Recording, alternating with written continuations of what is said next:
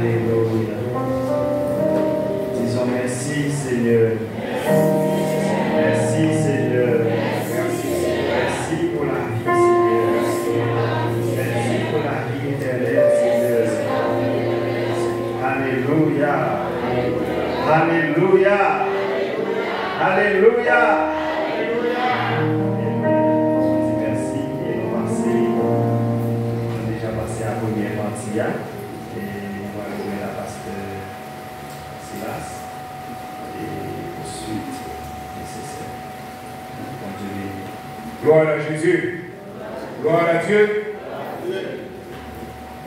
Tous ces prochains dimanches seront des dimanches, nous allons dire des dimanches spéciaux, parce que nous sommes dans cette campagne de réveil spirituel.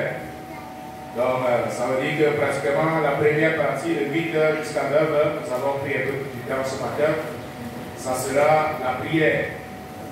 Et après quoi, l'étude et la dernière partie qui sera en réalité une partie très courte, en réalité, simplement la lecture biblique et ceux qui sont dans le programme qui chantent et puis on passe immédiatement au message.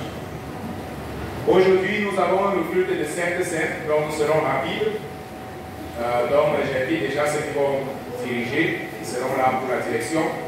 Simplement, après l'étude biblique, de donner juste un cœur. Et celui qui va lire la parole introductoire, la personne qui lit la parole introductoire, la prière, et directement nous passons aux annonces pour que nous ne puissions pas perdre le temps et gagner en temps, et pour que nous puissions aussi terminer à temps. Parce que je sais qu'il y a certains qui travaillent et il faut qu'ils participent à la Sainte-Sainte avant de partir. Donc, nous serons afin que tous les membres de l'Église participent à la Sainte-Sainte. Amen. Participent à la Sainte-Sainte. Donc, c'est un dimanche spécial.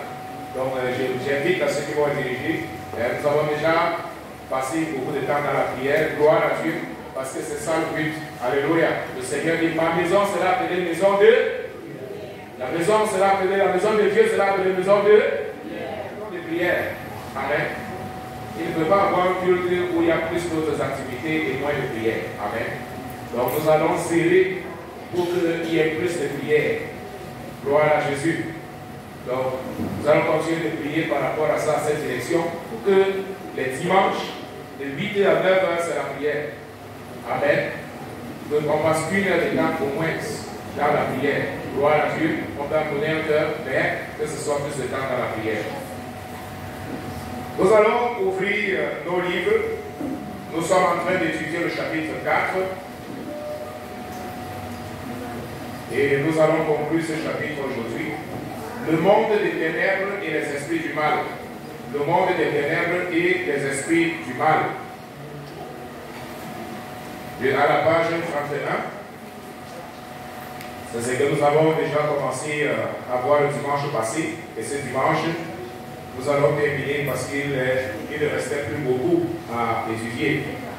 Quero agradecer aqui já ao irmão Samuel, que está conosco nesta manhã. Deus abençoe o irmão Samuel, com certeza. Para nós é sempre um privilégio, uma alegria, ver o Senhor fazendo esse esforço para estar participando nesses cultos e também cuidando as nossas crianças. Para nós é um prazer muito grande. E nós somos muito gratos a Deus pela vida do Senhor, como responsável das crianças aqui na área, nessa área norte, e também participando na juventude, né? Acho que é líder dos jovens também. Não, ainda não, mas glória a Deus seria, vamos dizer, 2 cargos, mas glórias a Deus, tudo é para a honra e glória do nome do Senhor Jesus. Página 31, nós estamos estudando a nossa revista, como nós temos em francês, A Vida Cristã, o primeiro volume. Tá? Então, eu vou estar ministrando, como sempre, em francês, mas eu sei que Deus vai conceder a graça para nos acompanhar. Glória a Dieu, qui à la page dit Amen. Daniel, au chapitre 10, le verset 13, nous allons lire ce verset de référence. 1, 2, 3. Le chef du royaume de Perse m'a résisté 21 jours, mais voici Michael, l'un des principaux chefs est venu à mon secours et je suis demeuré là auprès des rois de Perse. Amen. Donc, la dernière fois, nous avons parlé de l'organisation du monde spirituel. Le monde spirituel, nous avons vu le monde divin et nous avons vu également le monde des ténèbres. Amen. De la même manière que le monde spirituel divin est organisé, de la même manière, le monde spirituel des ténèbres est organisé. Amen. Et dans ce passage de Daniel, la Bible nous dit que Daniel a commencé à prier. Il a commencé à intercéder en faveur de son peuple. Et voilà pourquoi je veux attirer votre attention que ce n'est pas à la première prière que tu penses que tu auras le résultat.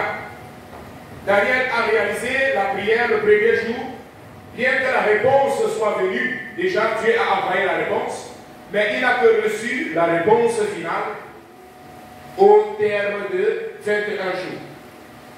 Donc, il y a des moments que tu vas prier, mais la réponse ne va pas venir immédiatement. Je veux dire, tu ne vas pas recevoir la réponse immédiatement. Mais si tu t'arrêtes, si tu désistes, alors tu ne vas pas avoir la réponse et tu vas penser que Dieu ne m'a pas répondu. Non, mais c'est parce que tu n'as pas été persévérant dans la prière. Amen. Voilà pourquoi dans Luc le chapitre 18, le verset 1, la Bible va nous dire, et le Seigneur Jésus raconta une parabole pour nous dire qu'il faut toujours prier et ne jamais se décourager. Donc, la Bible nous montre qu'il y a interception de la réponse de la prière lorsqu'une personne prie. Donc, lorsqu'une personne prie, la prière est comme une substance. Elle monte pour pouvoir arriver dans la présence de Dieu. Amen. Et la réponse également dans le monde spirituel, Dieu envoie la réponse. Et c'est comme si ça n'a pas de sens. Parce qu'on dit, mais si Dieu est omniprésent, frère Lunaire, si Dieu est omniprésent, pourquoi est-ce que nos prières montent s'il est ici? Amen. Mais sauf que c'est une compréhension spirituelle. Gloire à Dieu. Nous avons vu cette répartition du monde spirituel. Nous avons vu que la Bible nous présente trois ciels. La Bible nous présente le ciel physique ou trois cieux. Et la Bible nous présente le monde physique, le ciel que nous voyons.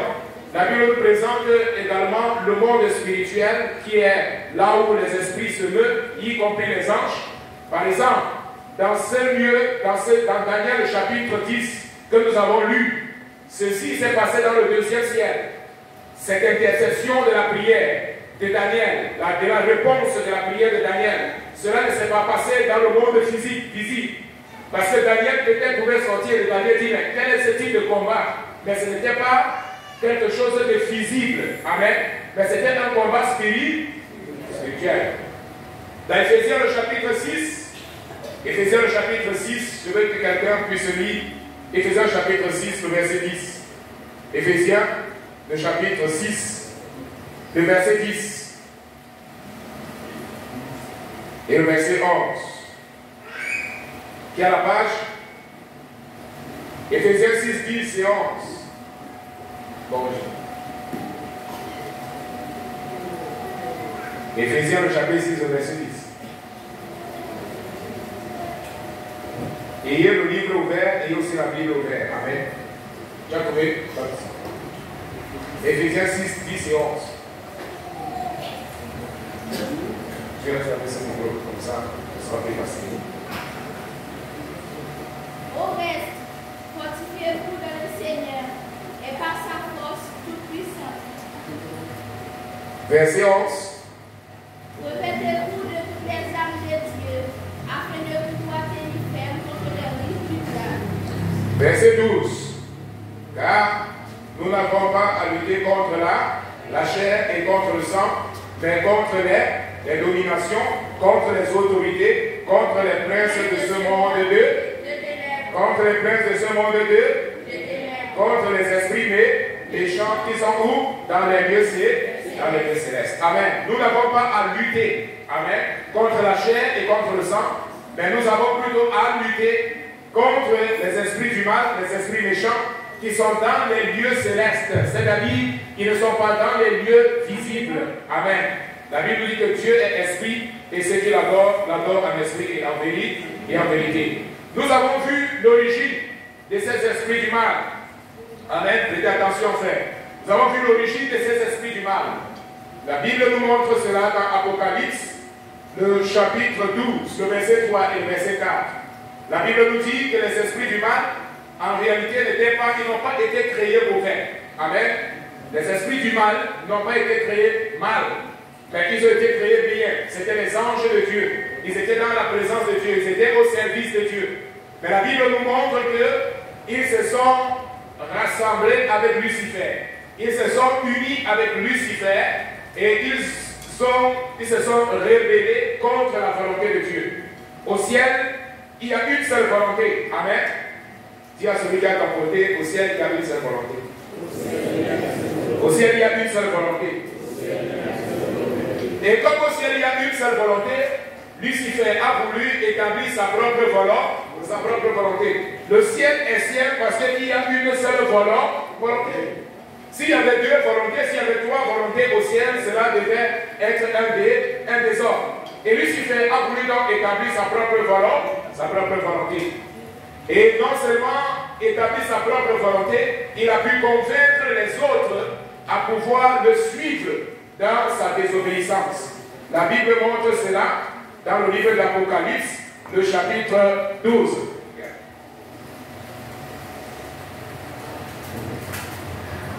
Apocalypse, le chapitre 12, le verset 3 et 4, c'est écrit ici. Nous lisons tous ensemble. 1, 2, 3. Un autre signe parut encore dans le ciel. Vous êtes à la page, je suis à la page 31. Un autre signe parut encore dans le ciel. Et voici, c'était un grand dragon rouge, ayant 7 têtes et 10 corps. Et sur ces têtes, 7 diadèmes. Sa queue entraînait le tiers des étoiles du ciel et les jetait sur la terre. Le dragon se tint devant la femme qui allait enfanter, afin de dévorer son enfant lorsqu'elle aurait enfanté. Donc, ce dragon ici, la Bible nous dit qui est ce dragon. C'est qui? C'est qui? C'est le diable. Et la Bible nous dit qu'il a entraîné avec lui le tiers des étoiles. Et nous savons que dans la Bible, lorsque la Bible parle des étoiles, la Bible fait allusion aux anges. Amen. Donc il a entraîné avec lui le tiers des anges de Dieu, avec lui dans sa rébellion, dans sa désobéissance. Et ils sont passés donc à être des esprits du mal. Donc voilà ce que nous pouvons dire, l'origine de ces esprits du mal. Beaucoup de gens parfois demandent, pasteur, quelle est l'origine de ces esprits du mal? Donc voilà la référence. Apocalypse chapitre 12, le verset 3 et le verset 4. Ça, c'est la référence claire que nous avons. La Bible ne nous dit pas si avant la désobéissance de Lucifer, d'autres anges avaient déjà tenté de pouvoir désobéir à Dieu. Non, la Bible ne nous montre pas cela. Donc, nous sommes tentés de croire que c'est à partir de la désobéissance de Lucifer, qui a entraîné avec lui le tiers des anges de Dieu, que est né les esprits du malin. Nous avons vu, la Bible également nous parle des différentes classes des esprits du mal. La Bible nous dit qu'il y a des esprits qui sont terribles. Amen. Il y a des esprits qui sont terribles dans l'existence de différentes hiérarchies. Il y a des esprits qui sont terribles, qu'ils ne peuvent sortir que par le jeûne et par la prière. La Bible nous dit cela. J'ai déjà raconté cela la dernière fois. Et lorsqu'on réalise les classifications, la Bible parle des principautés, la Bible parle des pouvoirs, la Bible parle des dominateurs. Les dominateurs qui dominent généralement une personne, qui possèdent une personne. Ils peuvent dominer la vie de cette personne. Ils peuvent contrôler la vie de cette personne. Alors que les principautés peuvent dominer ou contrôler tout un pays entier. Amen. Donc il y a des principautés. Les principautés sont plus grandes en termes hiérarchiques et en termes de puissance. Donc ils contrôlent pratiquement tout un pays. Et la Bible nous parle aussi des pouvoirs, comme nous avons lu dans Éphésiens, des pouvoirs qui peuvent dominer une région dans un pays. Et enfin, les dominateurs qui peuvent dominer une personne. Donc, il y a des hiérarchies, il y a une classification également des esprits du mal. Donc, rappelez-vous que le diable est organisé. Amen. Le diable est organisé. Son royaume aussi est organisé. Amen. Et organisé. Donc, il n'en fait pas les choses n'importe comment. Donc, il y a de l'organisation et il y a également des choses, il y a également de l'hiérarchie. Nous avons vu les exemples bibliques, la vision de Jean, l'apôtre de l'amour, comme on aime souvent l'appeler, nous présente qu'il y a des esprits qui sont tellement terribles. Il y a des esprits qui sont tellement terribles qu'on ne les a pas relâchés. Ces esprits encore sont enfermés. Donc, dans le monde que nous sommes en train de vivre, la Bible ne nous dit pas que tous les esprits, les tiers qui sont descendus sont sur la terre. Une partie de ces esprits ont été enfermés. Ces esprits de ténèbres, de ces esprits malins, ils ont été enfermés. À cause de leur méchanceté, Dieu les a enfermés. Et la Bible nous dit qu'à la grande tribulation, ces esprits-là vont être relâchés. Dans Apocalypse chapitre 9, le verset 2 jusqu'au verset 20. L'apôtre Jean nous parle donc de ces esprits. Quelqu'un lit pour nous Apocalypse chapitre 2, le verset, Apocalypse 9, verset 2 à 11. Apocalypse. Et elle ouvrit le puits de la Bible, et il monta du puits une fumée, comme la fumée d'une grande fenêtre. Et le soleil et l'air furent obscurcis par la fumée du puits. Et la fumée sortit des sauterelles qui se répandirent sur la terre. Et leur fut donné un pouvoir comme le pouvoir qu'ont les scorpions de la terre. Il leur dit de ne point faire de mal à l'être de la terre, ni à aucune verdure, ni à aucun arbre, mais seulement aux hommes qui n'avaient pas le sceau de Dieu sur le front. Il leur fit donner non de les tuer, mais de les tourmenter pendant 5 mois. Et les tourments qu'elle causait étaient comme les tourments qui causent les scorpions. Quand il pique un homme, et quand il pique un homme, en ces jours-là, les hommes chercheront la mort, et ils ne la trouveront pas. Ils désireront mourir, et la mort fuira loin d'eux. Ces sauterelles ressemblaient à des chevaux préparés pour le combat. Il y avait sur leur tête comme les couronnes semblables à de l'or. Leur visage était comme le visage d'homme. Elle avait des cheveux comme les cheveux des femmes, et leurs dents étaient comme des dents de lion. Elle avait des cuirasses comme des cuirasses de fer, et les buis de leurs ailes étaient comme un buis de char à plusieurs chevaux qui courent au combat. Elle avait des queues semblables à des scorpions et des aiguillons, et c'est dans leur queue qu'était le pouvoir de faire le mal aux hommes pendant 5 mois. Et elles avaient sur elles comme roi l'ange. Elle avait sur elle comme roi l'ange de la Bible, nommé en hébreu Abaddon et en grec Apollyon. Amen. Donc, la Bible nous montre que ces esprits sont sous le commandement du diable. Abaddon, c'est encore le nom donné à cet ange déchu, Lucifer, que nous avons vu dans les chapitres passés.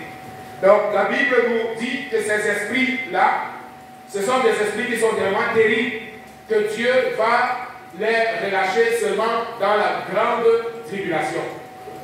Lorsque l'Église sera enlevée, lorsque l'Église ne sera plus sur la terre, ces esprits donc vont être relâchés pour pouvoir tourmenter les hommes, tourmenter ceux qui vont rester sur la terre, tourmenter ceux qui ont rejeté la grâce de Dieu, tourmenter ceux qui n'ont pas voulu accepter le sacrifice de Dieu. Ces esprits, la Bible dit qu'en ces jours-là, les hommes vont chercher la mort, mais ils ne vont pas mourir.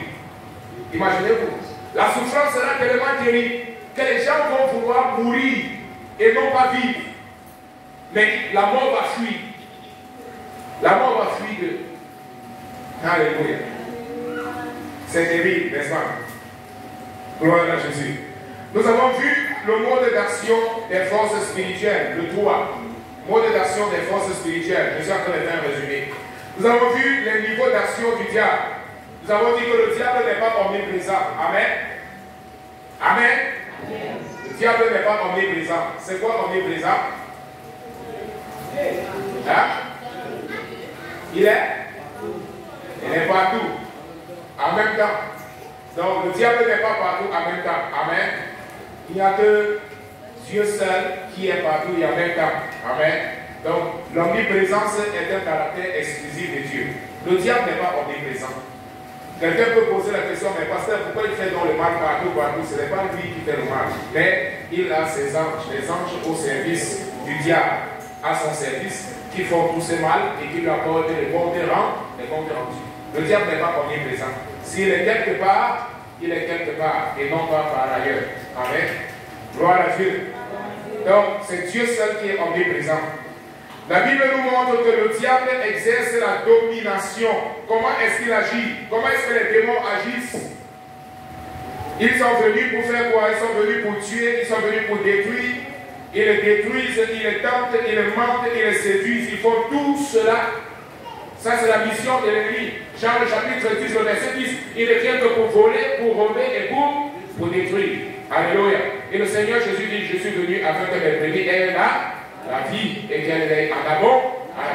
Dieu est venu et il offre la vie à tous ceux qui l'ont reçu, à tous ceux qui croient en son nom. Elle a donné le pouvoir de devenir enfant de Dieu. Alléluia. L'ennemi, il vient pour détruire, il vient pour voler, il vient pour séduire, il est tente. Mais Dieu ne tente personne. Gloire à Dieu. Donc, le diable exerce la domination. Nous avons vu cela dans Matthieu, le chapitre 12, le verset 44 et le verset 45. Jésus a enseigné que les démons ont hâte de dominer les gens. Les démons ont hâte de pouvoir entrer dans la vie d'une personne et de pouvoir dominer la vie de cette personne. Voilà pourquoi la Bible nous dit, ne donnez pas accès au diable. N'ouvrez pas la porte de votre vie au diable. Quand quelqu'un ouvre la porte de sa vie au diable, alors le diable va venir, le diable va entrer. Ne donnez pas accès au diable. Mais ayez votre vie préservée. Soumettez-vous donc à Dieu. Résistez au diable et il fuira loin de vous. Alléluia. Donc, tout ce que les esprits veulent, c'est de dominer la vie d'une personne. Amen. Et la Bible nous montre cela avec l'exemple de Judas Iscariote. Alléluia. La Bible nous montre que Judas Iscariote était un disciple de Jésus. Amen. Dis à celui qui a abordé, Judas était un disciple de Jésus. Il était un disciple de Jésus. Judas était un disciple de Jésus. Il a vu Jésus faire des miracles. Il a vu Jésus transformer l'eau en vin. Il a vu Jésus guérir les malades. Il a vu Jésus faire beaucoup de choses. Lui-même, Judas, a reçu le pouvoir de marcher sur les serpents, de marcher sur les puissances et les ténèbres. Il a été envoyé avec les disciples. Il a réalisé aussi beaucoup de miracles. Jusqu'à ce que la Bible nous dit que le serpent est venu. Alléluia. Quel était le problème de Judas? Écoutez, frère, prêtez attention, ne soyez pas distraits. Quel était le problème de Judas? Quel était le problème de Judas? Qui connaît? L'argent. Alléluia. L'amour de Voilà pourquoi l'apôtre Paul nous dit, l'amour de l'argent est la racine de tous les maux que vous voyez dans la société, l'amour de l'argent. Et regardez ce que l'amour de l'argent a fait dans la vie d'un disciple de Jésus. Je vous pose la question, comment le diable est tellement terrible? Combien Judas, il a vendu Jésus à combien? Qui se rappelle? 30 pièces d'argent, 30 pièces de monnaie, 30 pièces d'argent. Je vous pose la question. Vendre quelqu'un.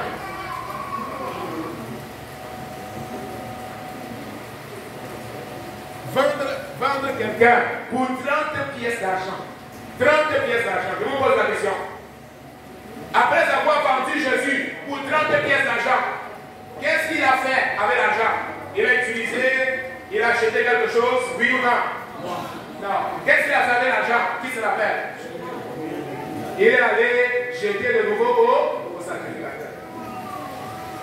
Il a vendu son maître à 30 pièces d'argent.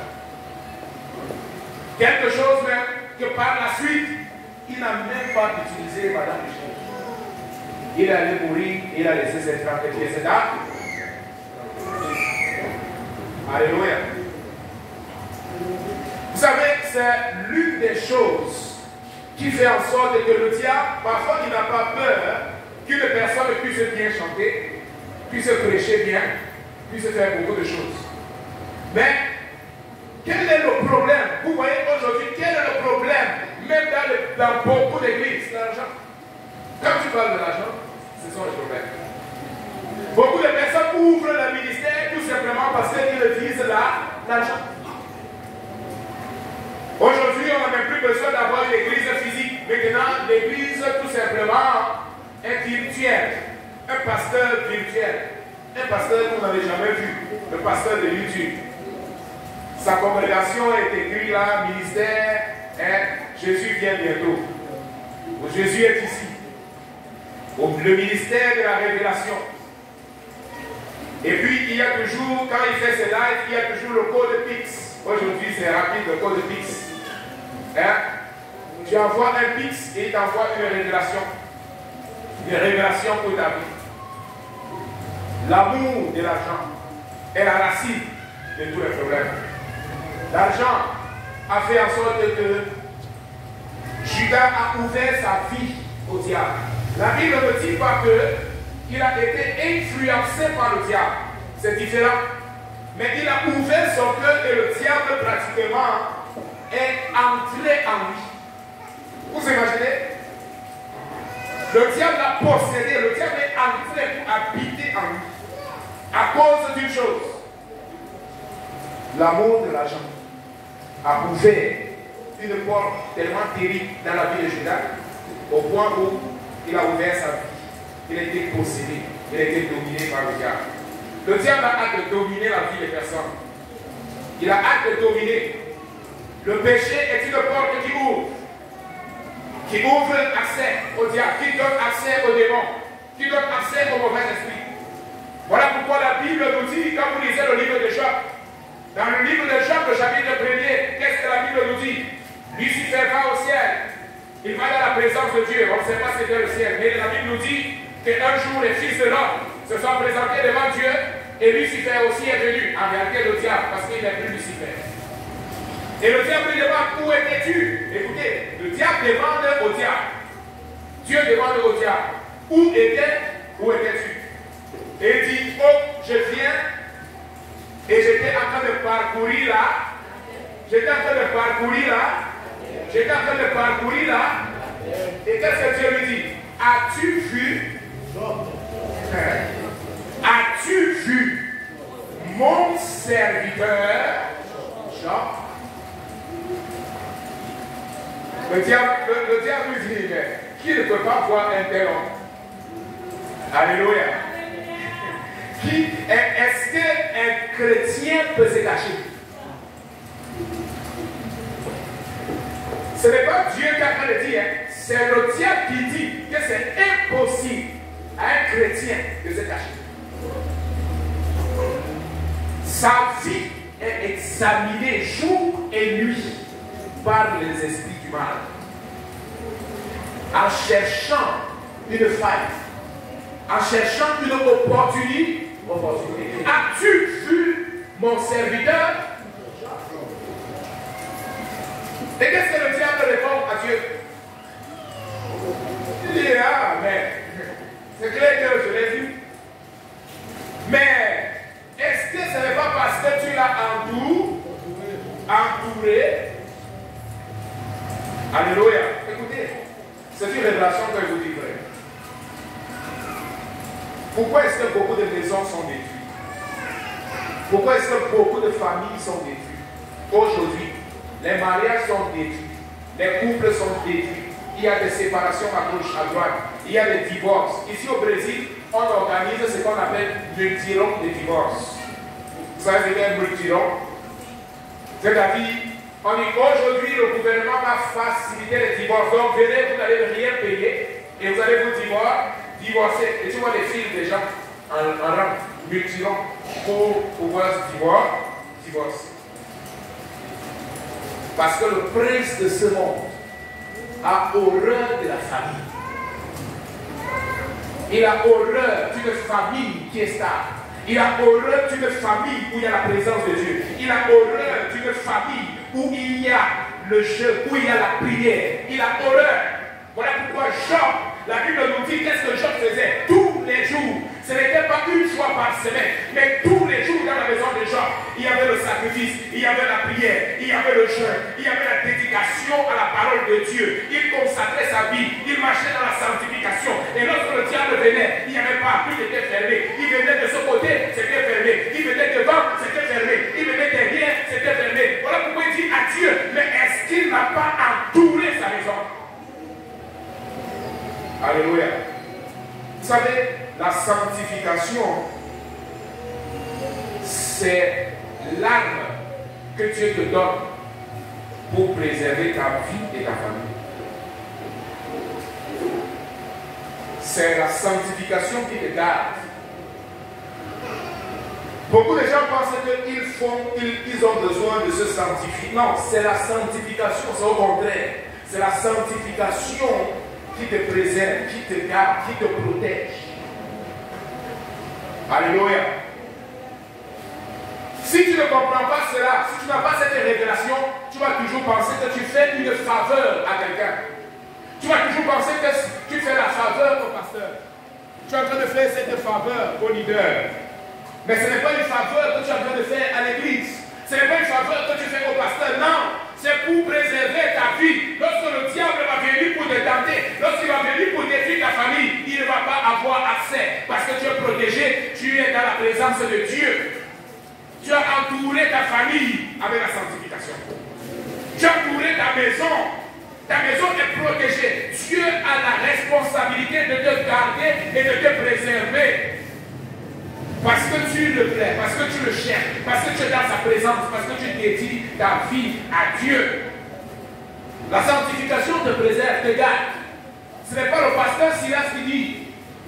Ce n'est pas l'église, ministère, restauration. Non, ça n'a rien à voir avec le ministère. Je ne suis pas ici là pour prêcher le ministère. Non, je suis ici pour prêcher ce que la Bible dit. La Bible dit, sans la sanctification, personne ne verra le Seigneur.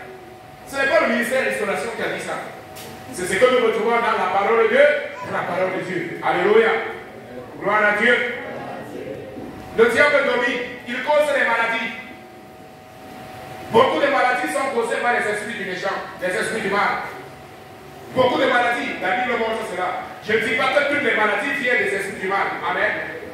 J'ai dit ça déjà la dernière fois. Ce n'est pas toutes les maladies qui ont une origine du diable. Il y a des maladies qui sont naturelles. Tu as besoin de prendre des médicaments et tu es guéri. Tu bois cela et tu es guéri.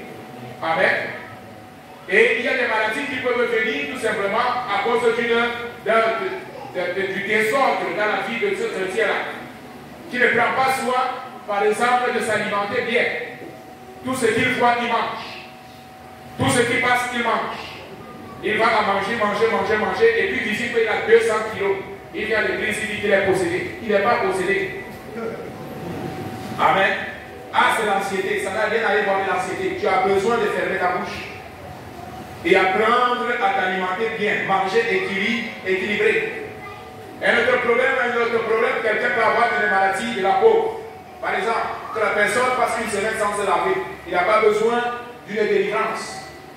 Il a besoin d'acheter un savon et l'éponge. Allez se laver tous les jours. Quelqu'un vient là avec ses dents qui sont tout rouges, tout jaunes, qui sont en train de pourrir. Il n'a pas besoin d'une délivrance. Il a besoin d'acheter une brosse à dents avec un colgate pour brosser ses dents tous les jours. Amen. Donc, ce sont des choses simples.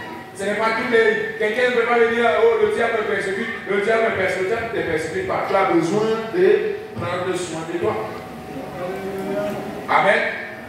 Mais il y a des maladies que je dis, qui viennent des esprits malades, qui sont normales. Il y a des maladies qui viennent avec l'âge. Quand tu arrives à 40 ans, quand tu passes déjà 40 ans, il y a des maladies, il y a des routines que tu vas faire pour les hommes, des consultations, et ainsi de suite avec les femmes. Donc ce n'est pas que c'est démon. Ce n'est pas que c'est démon, ça n'a rien à voir. Mais ce sont des soins qu'il faut prendre. Amen. Ce sont des soins qu'il faut prendre. Ils peuvent posséder des gens, j'ai déjà dit, ils induisent à l'idolâtrie. Ils induisent également à la tromperie. Donc, le diable est également trompe. Il est menteur et père du mensonge. Le diable est le père du mensonge. Alléluia. Le père du mensonge. Tu ne dois jamais écouter ce que le diable dit. La Bible nous dit, le Seigneur Jésus dit qu'en lui, il n'y a point de vérité. En lui, il n'habite pas la vérité. Si un menteur te dit quelque chose, quelqu'un qui est qualifié menteur te dit quelque chose, tu vas croire? Tu ne vas pas croire. Le menteur est père du mensonge. Dans le grand 2, je suis à la page 33. Grand 2, page 33. Mon musicien a déjà hâte de jouer à cette guitare. La chute de Lucifer, nous lisons à partir de ce paragraphe 33, à partir de l'image ici. La chute de Lucifer. 1, 2, 3. La chute de Lucifer, vous êtes à la page, oui ou non? 33, page 33. La chute de Lucifer, grand 2. Vous êtes à la page? Amen. 1, 2, 3. La chute de Lucifer et les anges qu'il a trompés, et par la suite celle de l'homme par le péché, ont eu pour conséquence la nécessité de l'apparition des régions inférieures. Certaines de ces régions sont destinées aux anges déchus, d'autres aux hommes, et le dernier à tous les deux. Continuons. Région inférieure destinée aux anges déchus. La première région, c'est la fosse de la Bible. Nous lisons ensemble, continuons. C'est un endroit où sont ces scripteurs qui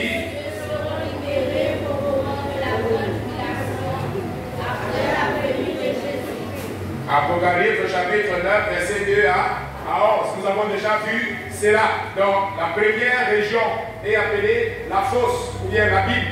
Et cette première région, la Bible nous dit qu'il y a des esprits malins qui sont là-bas et qui seront libérés à la grande tribulation.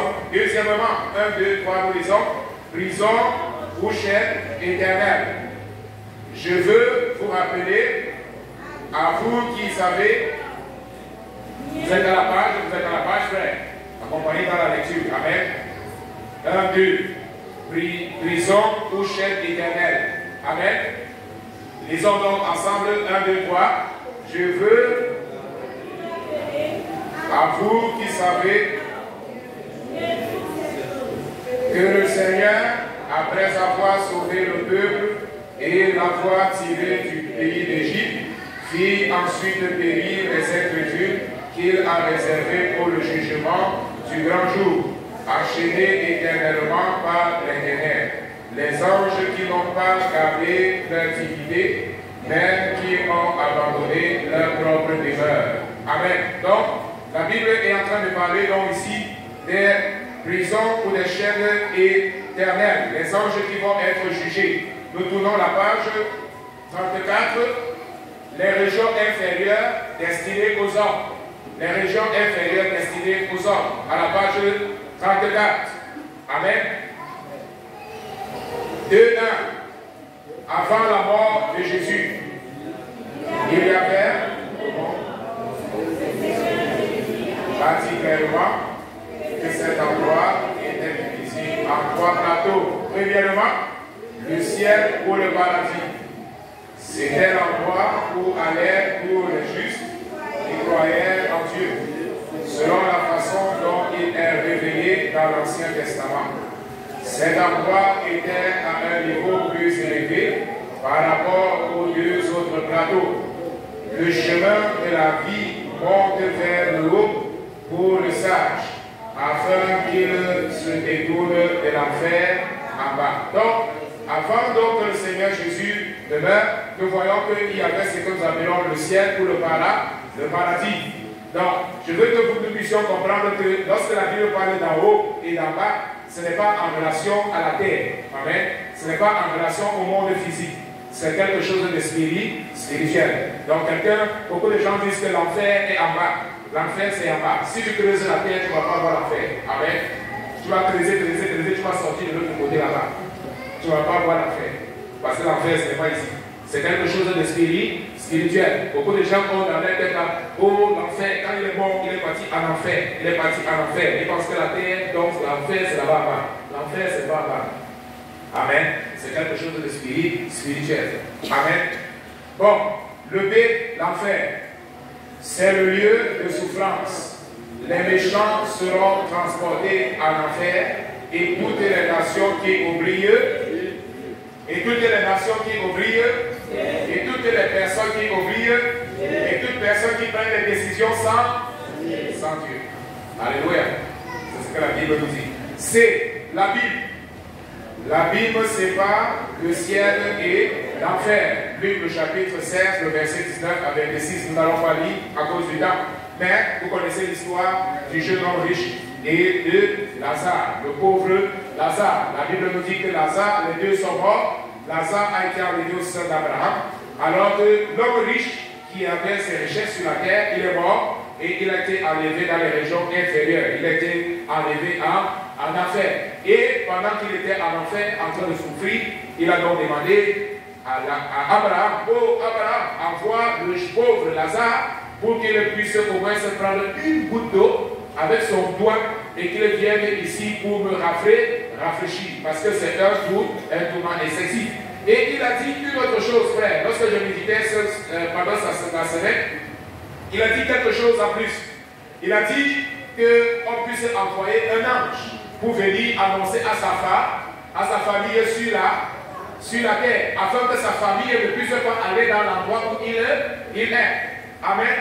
Écoutez, en enfer, il dit que la chose la plus essentielle pour les hommes sur la terre, cet homme en enfer, il nous dit que la chose la plus essentielle pour une personne sur la terre, ce n'est pas d'avoir beaucoup d'argent, ce n'est pas d'être riche, ce n'est pas d'avoir beaucoup d'enfants, ce n'est pas peut-être d'avoir même été marié, mais c'est avoir donné sa vie à Jésus-Christ. Alléluia. Il a dit, je te prie, permets que je puisse aller sur la terre, non pas pour enseigner mes frères à gagner beaucoup d'argent, non pas pour enseigner mes frères à être des multimillionnaires, mais pour les enseigner que l'enfer est réel et le paradis aussi est réel. Ça, c'est la chose la plus importante qu'un homme doit savoir lorsqu'il vit ici sur la terre. Alléluia. Les régions inférieures, nous avons déjà parlé, destinées à ceux qui sont rebelles, qui se rebellent à Dieu. Voyons le troisième point, le jugement. Le jugement. Grand 3, le jugement, nous terminons par là avec ce titre. 1, 2, 3. Le jugement des pécheurs et le rétablissement de la justice de Dieu dans l'univers se fait en 3 étapes. Le jugement du diable, le jugement des anges déchus et le jugement de ceux dont les noms ne se trouvent pas dans le livre de la vie. Premier point, le jugement du diable. 1, 2, 3. Le diable a déjà été jugé. Jean le chapitre 16, verset 11. La sentence du diable est devenue une sentence exécutoire. Cela signifie elle est devenue définie. Le diable est déjà jugé. Le diable n'attend pas la fin du monde pour être jugé. Amen. Le diable Dieu a déjà prononcé le jugement du diable. Amen. Il ne va plus être jugé. Il est déjà jugé. Amen. Deuxièmement, le jugement des anges déchus. 1, 2, 3. Les anges déchus cédèrent à la tromperie du diable, n'acceptant pas non plus l'obéissance inconditionnelle à Dieu. Les rachetés et fidèles de Christ à leur tour, bien qu'ils soient enclins à la même influence perverse, renoncent à eux-mêmes et prennent quotidiennement leur croix et se livrent totalement à Dieu. Cette position de l'Église, au-delà de sa conséquence salutaire, condamne les démons. La Bible nous montre que les anges qui ont été déchus, les anges qui ont suivi Lucifer, eux également, ils vont être jugés. Et l'apôtre Paul nous dit que c'est nous, les chrétiens, qui allons juger ces anges déchus. Amen. Nous n'allons pas juger les anges de Dieu. Les anges de Dieu ne vont pas être jugés, ceux qui sont avec dans sa présence. Mais ce sont les anges déchus. Et c'est l'Église. C'est le corps de Christ. Ce sont les chrétiens. Alléluia. Qui vont juger ces anges déchus. Amen. Donc, ils attendent leur jugement. Le dernier point. Jugement de ceux dont le nom n'est pas trouvé dans le livre de vie. Lisons tous ensemble. 1, 2, 3. Jésus. Vous êtes à la page, frère. Amen. 1, 2, 3. Jésus va juger, n'est pas trouvé dans le livre de la vie, où le monde va être jugé selon les paroles écrites dans la Sainte Bible. Lisons Apocalypse. Apocalypse, le chapitre 20, le verset 11 à 15. Apocalypse, le chapitre 20, le verset 11 à 15. Ceux qui ont leur Bible également peuvent accompagner cette lecture. Frère, donc la Bible dit le jugement du diable résolu, c'est déjà fait. Deuxièmement, la Bible nous dit le jugement des anges déchus, cela va être réalisé. Et c'est l'Église qui va juger ces anges déchus. Troisièmement, le jugement des hommes. Amen. Ceux dont le nom n'est pas écrit dans le livre de la vie. Amen. Amen. Amen. Demande à celui qui a ton côté, ton nom est écrit dans le livre de la vie. Est-ce que tu as ton nom écrit dans le livre de la vie? Tu peux lire? Apocalypse. Apocalypse, je veux lire. Apocalypse, le chapitre 20, à partir du verset 11. Regardez ce que la Bible nous dit. Quelqu'un a la version en créole? Qui a la version en créole? Je veux qu'on lise en créole. Qui a la Bible en créole?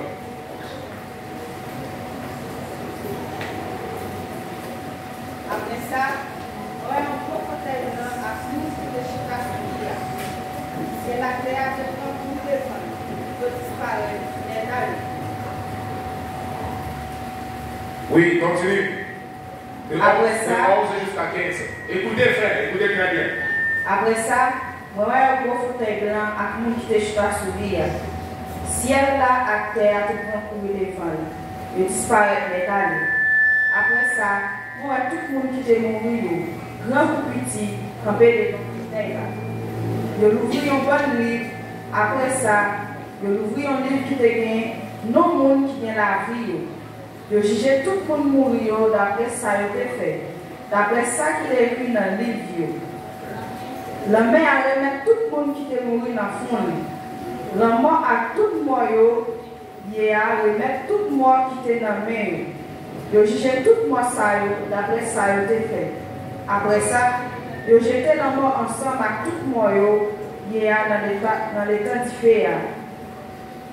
L'état différent, ça, c'est lui-même qui désire la mort. Tout le monde qui n'a pas non écrit dans le livre, qui a non monde qui vient la vie, je jetais dans l'état différent. Lis le verset 15 une fois de plus. Tout le monde qui n'a pas non écrit dans le livre, qui a non monde qui vient la vie, je jetais dans l'état différent. Amen. Amen. Lis Matthieu chapitre 12, verset 36 à 37. Matthieu chapitre 12, 36 à 37.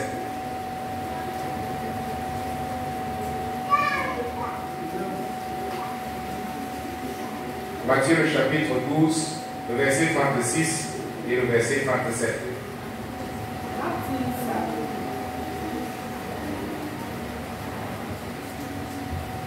Marc dit ça. Jugement, moun qui vient pour me compte pour toute parole que te dit, pas besoin de dire. Parce que c'est d'après parole la jugé. C'est parole qui dit si vous innocent ou sinon si vous coupable. Combien de personnes ont compris? Amen. Lis encore. M'a dit nous ça. Le jugement, moun qui pour rendre compte pour toute parole, il n'y a pas besoin de dire. Parce que c'est d'après parole il y a jugé. C'est parole qui a dit si vous innocent ou sinon si vous coupable. Frère, le jugement est quelque chose de sérieux. Et je pense que chacun, chaque jour, doit se rappeler de ce jour. Et cet événement qui va se passer au ciel. Ce que Jean a vu, il a vu quelque chose de réel. Il dit, j'ai vu les morts, les grands et les petits. Les grands de ce monde. Amen. Quelqu'un peut dire simplement, oh, l'enfer, ça serait pour les grands. L'enfer, ça serait pour les riches. Oui, ils ont été mauvais. Ils ont commis beaucoup de péchés. Non, Jean dit, j'ai vu les grands et les petits. Alléluia. Comme pour dire que toute catégorie confondue, peu importe de ta couleur de la peau, blanc, noir, rouge, métis, tu as les yeux verts, les yeux rouges, tu as la bouche verte, la bouche poire, ça, grand, épais et petit, noir et blanc. Je pense que quand il n'a pas seulement voulu dire, parce que c'est quelque chose de spirituel, il a seulement dit grand, épais et petit, ça inclut tout. Tout le monde. Tous, grands et petits. Et personne n'était caché. La Bible dit que Dieu a un livre. Il a des livres. Il a le livre où les noms des sauvés sont écrits. Il a un livre pour les œuvres. Le Seigneur Jésus nous révèle ici que toutes les paroles que nous prononçons, toute parole qui est sortie de ta bouche, écrite. Frère, tu te rends compte de ce que je suis en train de dire, ou de ce que Jésus a dit là? Vous comprenez ce que je suis en train de dire, frère? Qui comprend ce que je suis en train de dire? Même le Amen que tu dis là est écrit. Et la Bible dit que tu vas rendre compte de toutes les paroles qui sont sorties de ta bouche.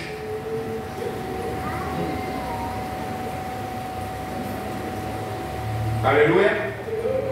De toutes les paroles qui sont sorties de ta bouche. Depuis le jour que tu es né jusqu'à ta mort. Il y a les écrivains. Ils sont en train d'écrire. Il y a un écrivain pour John Kerry. Qu'est-ce qu'il est en train de dire? Ok.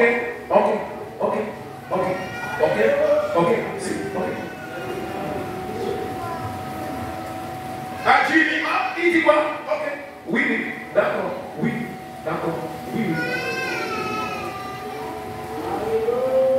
Et le jour du jugement, le livre s'ouvre. Jimmy, ok. Il est né tel jour, il a commencé à dire ceci, il a dit ceci. Tel jour, il était dans tel endroit, dans sa chambre avec sa femme. Voici ce qu'il a dit. Quand il marchait dans la rue, il a raconté quelqu'un, voici ce qu'il a dit. C'est écrit. Personne ne va se lâcher. Personne ne va pas dire qu'il n'a pas dit. C'est écrit.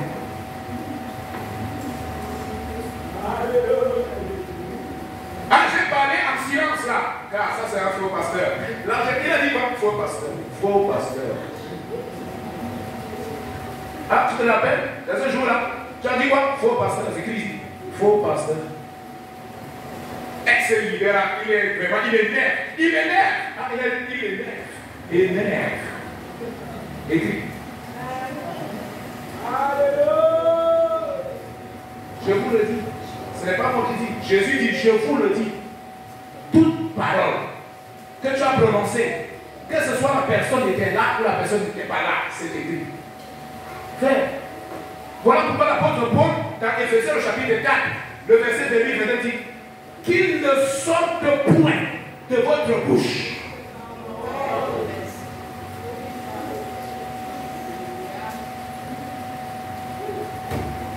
Je te pose la question.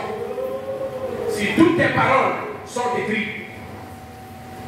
Toutes les photos que tu publies sur WhatsApp sont filmées.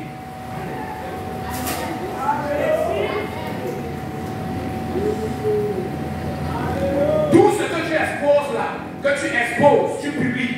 Ce jour-là, l'ange m'a dit, il a publié tel jour, c'est ça. Parce que si tes paroles sont écrites, tes photos aussi, c'est que tu publies dans les réseaux sociaux, dans les ceci, tu penses que personne ne voit. La Bible dit quoi? La Bible dit que nous sommes des spectacles aux anges de Dieu. Ils regardent. Qui peut se cacher devant Dieu? Et plus pire qu'il regarde, il enregistre, frère, ce que tu fais sur la terre. Tout ce que nous faisons ici est enregistré. Ce n'est pas le pasteur Silas qui dit, vous avez lu. Alléluia. Alléluia. Ne dites pas Amen. Ce n'est pas mon problème. Mais je vous dis la vérité. Parce que ce jour-là, je vais me tenir. Et c'est en train d'être écrit ce que je vous dis là ce matin. Quand j'ai en train d'écrire, il m'a dit, voilà, j'avais envoyé cet homme, il a dit, c'est écrit. Donc je n'ai pas peur. Je n'ai pas peur. Tout ce que tu publies, tout ce que tu fais, en cachette, la Bible dit, il n'y a rien de caché qui ne sera découvert. Il n'y a rien que tu vas cacher et qui ne sera découvert. Regarde, la Bible nous dit qu'en ce jour-là, le jour du jugement, le ciel et la terre vont fuir devant sa face. Tu vas rester là seul. Et j'ai vu le livre. Dieu ouvre le livre. Et le texte, il est né d'un jour en Haïti. Tel endroit, il a grandi. Voici ce qu'il disait, voici ce qu'il faisait. Il s'est converti à telle date, il s'est marié à telle date, il a commencé son ministère. Voilà ce qu'il disait, voilà ce qu'il disait, voici ce qu'il est écrit. Il est mort tel jour et il est ici.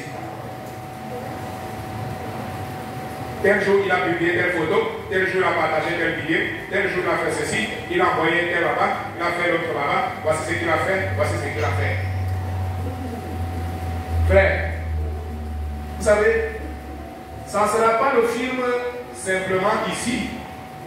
Si c'était seulement entre vous ici, ça devait être une bonne chose. Mais vous savez, le film de ma vie va être projeté au ciel. Et ce n'est pas seulement vous qui allez voir. Tout le monde, Abraham, Isaac, Jacob, Moïse et tous les autres vont voir. Alléluia. Alléluia. Alléluia. Prends soin de ce que tu dis. Prends soin de ce que tu publies. Parce que ça va t'apporter le jugement. Tu vas rendre compte le jour du jugement.